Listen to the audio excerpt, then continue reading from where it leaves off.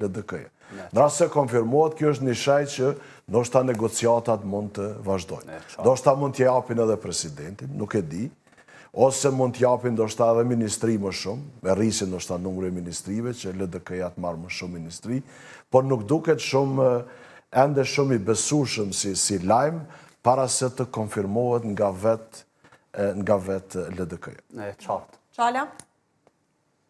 Shumë vështirë me orë dhejtë një marrëveshje për një emër të veçantë për konsensual, për shkak se Albin Kurti kërkon, janë deklaruar disa deputet që ne do të zgjedhim një president konsensual i cili nuk do të jetë opozitë e kryeministit, që do të thotë duhet zgjedhet presidenti i cili zbaton kushtetutën dhe ligjin, pa marrë parasysh a është pyetje e kryeministit apo jo. Por në këtë rast kemi të bëjmë me një që ta ketë një president kukull, i cili do t'ja përmbush të gjitha detyrimet të cilat kërkon ai nga ai president. Sa e përket çështje pse caktu po kërkohet nga opozita, me ta bësh pa thonë, seancën e konstituimit gjërsa këta nuk e caktojnë, mendoj se këtu janë dy qëllime. Se jo mi bindun, tash bindja jeme është që gjithçysh ta kanë me qu vendin zgjedhje. Po tash, opozita është të thirrur që të caktohet seanca, të konstituohet parlamenti dhe të fillojë afati 60 ditor për zgjedhjen e presidentit.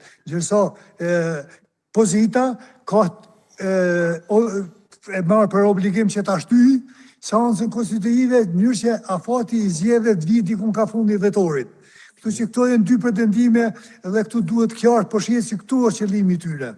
Megjithatë, çka ndodh në rast se ka një marrëveshje mes vetëvendosjes dhe LDK-s në një takim të radhës, ku konstituohen institucionet, merren vesh për presidentin? Çfarë ndodh tani me legitimitetin? Çfarë ndodh me partitë e ish opozitës?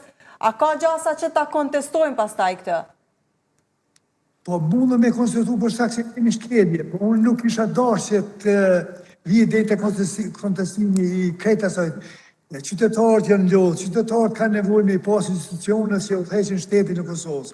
Prandaj kishte qenë e mirëseardhme një marrëveshje e tillë që ti kemi presidentin, ti kemi qeveri, kemi parlament konstituum dhe të ecim përpara